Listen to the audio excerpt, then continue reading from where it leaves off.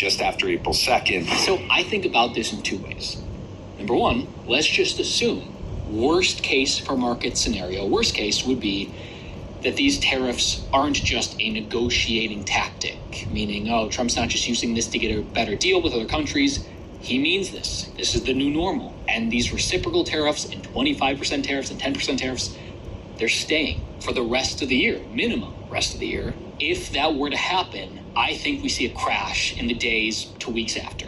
We've talked about this line before. Bitcoin could easily sink back down to this very strong support, relatively speaking, of the low $70,000 Bitcoin range. And the reason I say crash is because there's nothing bullish about slowing the global economy down significantly. Like, that's a huge, significant shift down. Might be very good in 2 years, might be great for America in 2 to 3 years, but a slowdown of this significance short term is pain. And in that worst case scenario, if the worst should happen, the next viable date to look out for as a Bitcoin holder is early May, I think May 6th and 7th, because that's the next Federal Reserve meeting. Now, really, we have a Fed meeting in a few short days, March 18th and 19th. Of course, this is before April 2nd. Ideally, Jerome Powell would be a little proactive on this. CEO, economic slowing, I can offer some relief. Let's start bringing the interest rates down.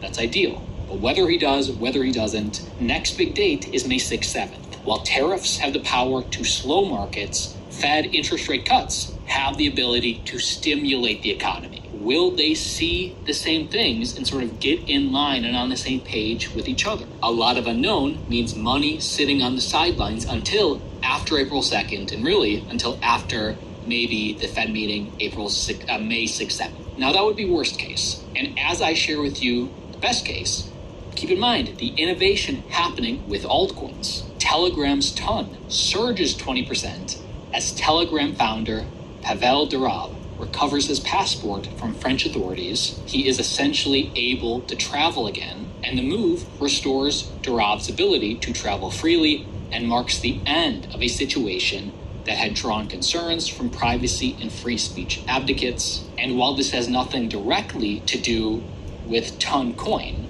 because he is the founder of the platform that has hundreds of millions of daily users that uses the Ton blockchain, this was seen, narrative-wise, as a big win.